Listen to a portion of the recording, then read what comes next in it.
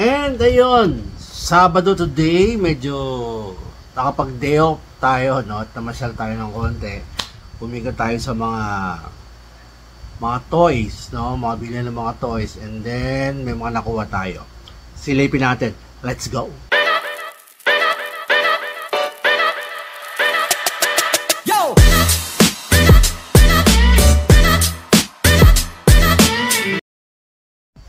At ayun na nga, no? Dito na tayo. Silipin natin yung mga nakuha natin mga haul today at meron tayong surprise para sa inyo. Okay? Pero for now, tignan natin yung mga nakuha natin. So, may nakuha tayo ngayon na isa sa mga collection natin, pero meron lang tayo nito. At kailangan ko lang dito is yung t-shirt ito. Okay? Kasi wala pa akong t-shirt ito. Nung time na nakakuha kasi tayo ng ganito, hindi sakto yung t-shirt. Pero this time, I think, this is a large, so supposed to be sa pangko is sa MCC, parang ito. Sa Amazon MCC na collector, Marvel Collector Corps XL tayo, pero I think may kasya na sa atin yung large eh. Pero silipin natin to. Ito yung Dark Phoenix na X-Men, ito yung t-shirt niya. So unbox natin kasi yung t-shirt kailangan ko, yung pop baka iba na lang kasi meron na tayo ito eh. Matagal na. Actually nung nirelease to, yung nakakuha na tayo dito. Kaya hindi natin kailangan yung pop. Eh yung t-shirt kailangan ko at wala tayong makakuha. T-shirt lang. So for me parang masulit kung kukunin na natin yung yung isang set na. And by the way, galing to sa ating ka-fellow collector na si MJJB Tengson, no? Kung makapagdil kayo dyan, huwag nyo na question kung legit yan, kasi kumpare ko yan at sure na so legit yan. So ito yung t-shirt, nakatape pa, bagong bago. Sharan! Tignan muna natin at tignan natin kung kakasya. I think kasya to kahit hindi ko na isukat, no? I think ganda.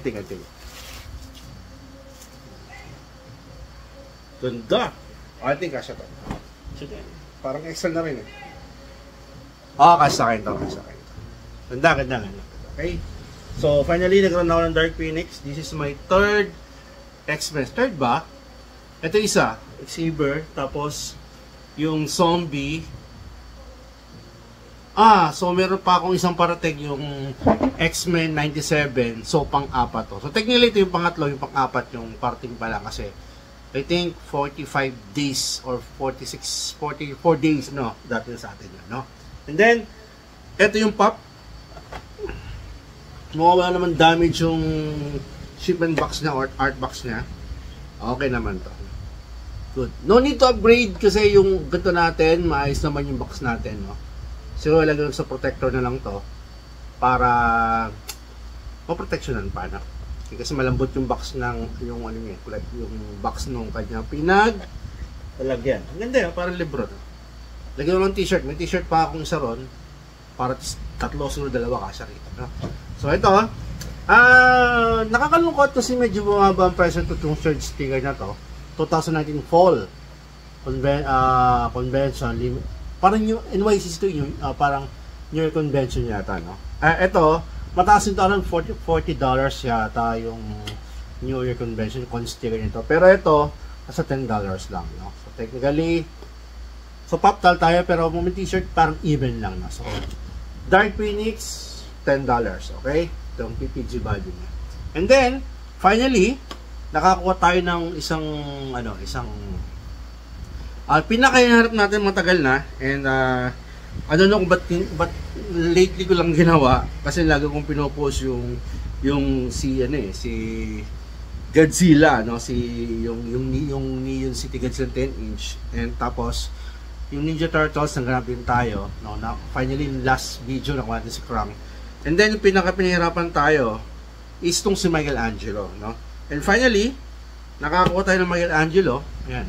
Then, finally, nakuha natin. Galing to sa Funko Alliance Philippines, no? Maraming salamat. Nung pinost ko to, may nag-reply. Hanapin ko kung sino yung nag-reply doon sa ating looking for, and sinabi niya meron siyang spare na Michelangelo. Ito kasi hanap ko guys yung retro toys. Medyo meron pa napin to, buti nakakuha tayo. So, yung ating nagbigay sa atin to si Mark Anthony Yap. No, sir, maraming salamat, no? At nakumpleto yung collection ko na retro toys ng Ninja Turtle. Actually, tingnan hindi pa siya kulang, pero for me, tingnan mo kuha yung isa, hindi na siya masyado relevant. Yung metalhead na retro toys din. Pero hopefully, sana makakuha pa rin tayo. No? So, kung makikipag-deal kayo kay Sir Mark Anthony Yap, naka-deal ko na yan. Kaya yan is legit check po yan. Okay? So, tingnan ko natin. Itong Michelangelo, no, ang current PPG price niya is nasa $17. No? Maganda yung box niya actually, pagkakabigay sa akin Sir Mark. No? Sabi niya parang may konti sa window. Wala naman. So, this is a good box. Actually, nasa mga 9.5 ang grade ko rito. Okay? And then, ito naman, siguro mga 3 days ago ko pa ito naka-deal, no? Sa marketplace. Marketplace ba? No, sorry. Isang group din, napalimutan kung saan sa group ng Pangko community, sa Pangko Facebook, no? Facebook group. Pero, naka-deal ko nito, dapat ano to ipapa-LBC. Kaya lang na napansin niya, kasi kanina, nasa Whistle Toys tayo, tumambay muna tayo doon. Medyo nagpatanggal tayo ng stress sa work at sa mga iniisip natin. Kaya nag-Whistle Toys muna tayo. Tempo nandun naman si Sir Marshall, pati yung mga may-ari. So, nagpakwentuhan. Tapos dumating pa Sir Rudolph Chong. Sir Rudolph, parang weekly tayo nakikita last week sa Green Hills ngayon sa Whistle Toys, no? So, magsasap nilang kausap. So, yung kailangan kong gawin to ma-release yung aking iniisip or ma-unwind yung aking brains, no? At bumalik ang aking insanity, no? Sa nilang kakwentuhan. Yan ang gusto ko sa natin sa community natin, di ba? Hanggat naghahanap ka ng grail mo, no? Ng mga collections mo, nakakahanap pa naman new friends, no? At mga sa tawagin ko new grail friends doon sa the process. Kaya yung stress nakaka-relieve talaga. Kumbaga from mga work or yung kung naman yung pinagkakaabalahan nyo kung doon sa negosyo kung naman na toxic na pinakakausap mo yung mga taong yan. So nawawala. So marami magpapakwentuhan about doon sa mga new ideas, sa collections, kung saan. Masarap actually. Kanina medyo down ako kumbaga parang hindi naman down, kumbaga parang medyo alam niyo yun, medyo drained tayo, pero nung after sa Whistle Toys, the drinks is good, the food is good, tapos may kakwentuhan ka pa ng parang may same na ng hobby, kaya medyo na-unwind tayo kanina. Tapos nakita ni Sir Harry yun, no? Sir Harry, hindi alam kung Harry pangalan niya, pero yung online shop kasi niya, Harry's Toys, no? Sabi niya, sir, nasa Whistle Toys ka pala, why not ipalalam mo po na lang dyan kasi nasa QC din naman. So, yun, dumating, no? Si Daniel Cormier. Yan, no? So, sa UFC. So, maganda yung, actually, para sa PPG price nito, yung pagkakabigay niya maganda. Although, may mga creases to ako nakita, no? Saan ba? Para makita. Ito ba? Saan ba yun? Hindi sa taas Ito ba yun? Hindi pa na ito yun. Yung isang papala rito yun. Ito lang actually. Ito. Ayan. Yan lang. Saka, ito ba? Ito nga yun. Ayan. Kita ba? Yan o. Yan. Saka yun. No? So, yun lang crease nakita ko. Saka yung sticker, hindi naman siya masyadong big deal kasi buo na may dalim. No? Siguro, kung i-readan ko to, hanggang 7.5 to 8, no? Pero binigyan ng good deal to, kaya kinuha ko na kagad kasi ang current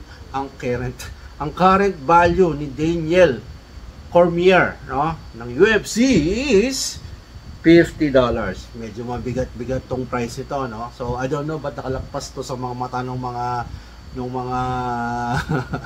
mga collectors natin, pero maybe baka ako na lang nakakuha, no? So Daniel Kramer, magandang deal natin, Sir Harry Toys, no? Maraming salamat. So, hindi na kailangan pala check yan kasi alam ko, pag pinagtanong nyo po yan, mati ka sabihin ng mga ilang comments, legit kasi marami na nakadeal yan, no? So, Kliktok, si Harry Toys, legit check yan. Super legit check. Okay?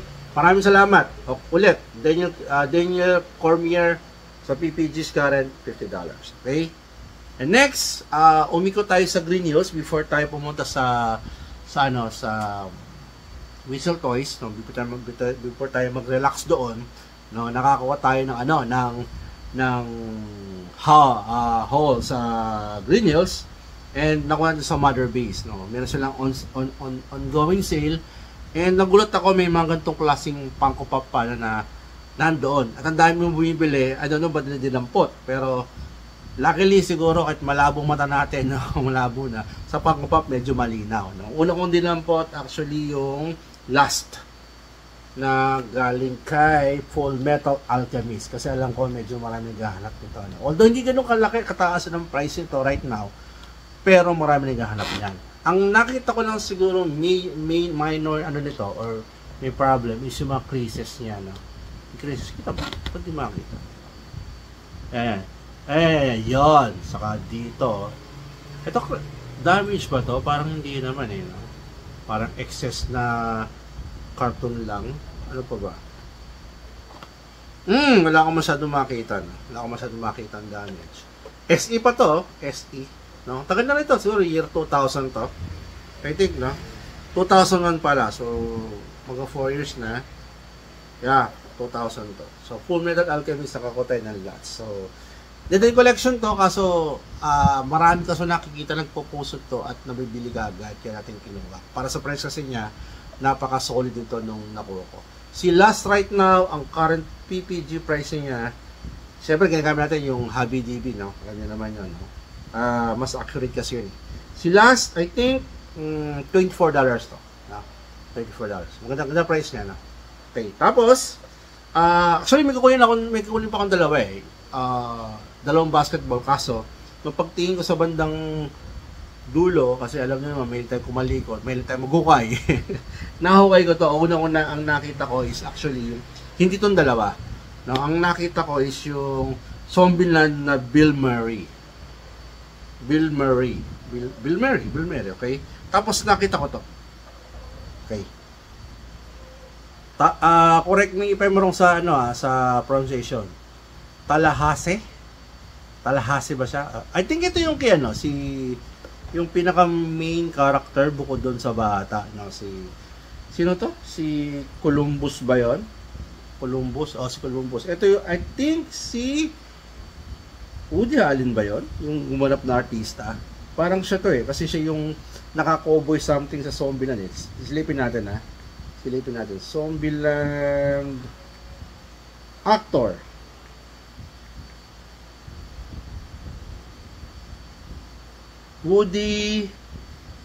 Si Woody Harrelson. Yan, si Woody Harrelson. Siya nga si Tallahassee, no? So, ito yung una nakita ko. And nagulat ako kasi wala akong masyadong nakikita nito. So, nag-try lang ako na kunin siya without knowing kung magkano yung current PPG niya. And nagulat ako nung chinek yung current PPG is $42 na siya. So, nakakatawa. So, nakuha natin siya na actually bundle ng tatlong to, napakamura, tapos ang dami bumibili pero hindi nila nakuha. Guys, comment naman yung down below kung tong Zombieland ba na movie category is under ng horror, kasi di ba zombie siya, so may pagka-comedy siya I think andyan na doon ng horror pero pinanood ko to kasi nakakatawa yung pelikula, no? Maganda yung box niya actually. Maganda, wala akong nakikitang damage or so what or kung ano man. So maganda yung box niya. So for me jackpot to. Jackpot to. Meron pala ito, maliit ng tier, napakalit lang na hindi masyadong pansinin. Yan lang. Siguro kung i-sold natin to, medyo mabawasan ng konti, pero para sa price na nakuha ko, good deal pa rin siya, no? So let me know kung meron may gusto, no? Comment down below. Okay, pupost natin doon sa ating page, no? Sa Nick Knock Finds. Okay, lagi ko yung description dito. Okay, tapos may isa pang Zombieland. Actually walang yung Columbus kasi kung may Columbus, kunin ko yung Bill Murray, si Bill Murray para makumpleto ko to. Pero Okay lang siguro kahit hindi kasi hindi naman siya kukolektahin. So, bibenta rin natin to. Ito nakuha ko. Yung isa. Again, correct me if I'm wrong doon sa pronunciation ha. Wichita, pangalan niya. Okay? Wichita, no? Ito naman, ito ang maganda box nito. Wala masyadong creases to. Wala masyadong. Maganda yung box niya. Mga minor lang ito. Parang napakalit dito. Hindi masyadong kita. Anyway, si Wichita, ang price nito right now, ang PPG is nasa $21. So, medyo masim-masim. Actually, sa tatlong to, dito pa lang bawi na tayo. So, pero, ang pinaka nakuha natin maganda, ito, Tallahassee. Okay. Yun. So, yun ang kuha natin. Bali nangyari nun, nung after ko makuha yun, pumunta tayo ngayon sa Whistle Toys, tumambay tayo. Then, pusa-pusa, marami nangyari. May dumating ngayon na yung isang may-ari, nanggaling pala New York. So, marami silang nakuha mga exclusive sa shop, sa mga Pango shop, mga hot topic na mga rare, grabe na mga hot nga kagaya ng Blackpink. Kaya kung gusto nyo makakuha ng hot topic sticker, puntahan nyo sa Whistle Toys. Nako po, ang dami ng pati mga God Loki, yung mga X-Men 97 na mga pang-exclusive, yung mga mga lunch, box lunch exclusive, kagaya nila Bruno, nila Glow in the Dark na Sauron, ang dami nila ron. Hindi lang ako nakakuha kasi nung time na dumating yung is na lobat yung phone ko na may GCash at I'm run out of cash nagkataon, kaya siguro pagbalik ko tsaka kukunin kasi may kailangan ko yung gambit na X-Men 97. Tapos nagkukwentuhan kami Sir Marshall, and then nagkaroon kami ng brainstorming, and meron kaming gagawing collaboration na vlog, no? Abangan nyo yun kung ano yun. So masaya yun. Tapos sabi niya, bro, meron akong something for you, no? So again, nag-sponsor siya, ano yung sponsor niya? Eto, nag-sponsor siya isang Funko Pop to be given away doon sa ating siguro pag naka 200 subscriber yung ating YouTube channel, no? Magpaparapol tayo. Eto, plus madadagdag pa tayo nung sa atin. Kasi to galing to, sponsor to ng Whistle Toys QC. Okay? Sponsor, Palom Best yung sponsor sa atin. Tapos magdadagdag po tayo ng natin, ng sarili nating parapol, no? Sa pag once makapag 200 subscribe na po yung YouTube natin. Kaya inyo na po siya, ipaki-like na po yung ating button dyan at kalat nyo sa madlang people na meron tayong pa-contest, mag-subscribe na rin po kayo para mababilis. Or, which compares to yung ating Nick Knock Find sa Facebook na, Facebook page, no? Maka-reach po na 1,000 likes or followers. Kung ano mauna roon, paparapol natin. Okay? Basta kailangan lang, pag na-reach po yun, dapat naka-subscribe ka sa YouTube channel po natin, no? Like, ito to, YouTube channel to. Tapos yung Nick Knock, dapat naka-follow ka kay Nick Knock Finds sa Facebook page at kay Whistle Toys QC. Kailangan ng screenshot nun, and then kailangan mong i-share sa wall mo. Para dumano mabilis, para mabilis natin makuha yung 200 subs or yung 1,000 likes po natin. Okay, pag nagawa nyo po yun, makakasama kayo sa raffle entry, and then i-raffle natin yon pag na-reach po natin, which compares to 200 subs ng ating YouTube channel or 1,000 likes doon po sa ating sa ating Facebook page. Okay? So, yun po yung nakuha na right now. Susot ko ba to? Yun na, kasa na yan. Sure yan. Ganda, oh. Ganda. Diba? Hindi ko muna siya gagamitin kasi marami pa tayong Funko shirt na nagagamit. Magiging tambak lang sa closet natin yan. Kaya hindi mo natin so tago mo na lang. Tutupin na tago natin. No? Now, sa ating item value, nilasama to, no? At item cost. So, ang cost lahat nito, pag kinumpit mo yan, ginast natin, shipping, everything kasama po is 3,955. No? At yung value naman niya based sa PPG, pinagsama-sama natin yan is 9,184. Medyo malaki kasi mura natin nakuha itong tatlong mura. Okay? Si Michelangelo, goods lang kasi ano natin yan. At ito pala mura din. no? So Michelangelo goods lang yan kasi I think nandun yung talaga range niya. Tapos dito medyo tal tayo ng konti rito kasi sobrang baba nito na. Pero okay lang kasi na-confiscate naman ng tatlo. Kaya lumalabas kung ang item cost natin is 3,955. So yung value natin is 9,144. So total value na nakuha natin, yung gain natin no, sa pang-pop na to is lumalabas na 5,229. Okay? So, yun yung total natin na medyo maganda pa rin. So, yun. So, yun lang muna guys. At, doon lang tayo, doon muna tayo. Nagubul na ako. Na-exit ako kasi nakumpleto ko lang yung Turtles eh. Pag nakuha ko yung Metalhead, i-ano natin yan, i-unbox natin yan para makita nyo. Ako tuwa ko kasi, ito yung isa mga, actually yung inahan ko, nakumpleto ko na. No? Yung pinaka main inahan ko, nakumpleto ko na. Yung siguro side hunt na lang ang tawag rito, yung hindi na masyadong nagmamadali, is dalaw na lang yun. I think yung sa Pagopapa, yung sino to, Wonder Woman on Pegasus, saka Flight of the Valkyrie na hindi Blacklight. Okay?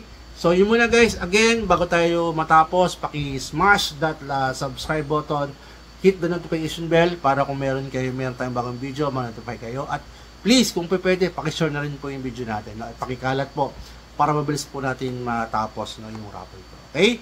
So again, maraming salamat guys. Keep it safe and happy hunting. Bye guys. Sir Marshall, tingnan nga pala. Salamat. Bye.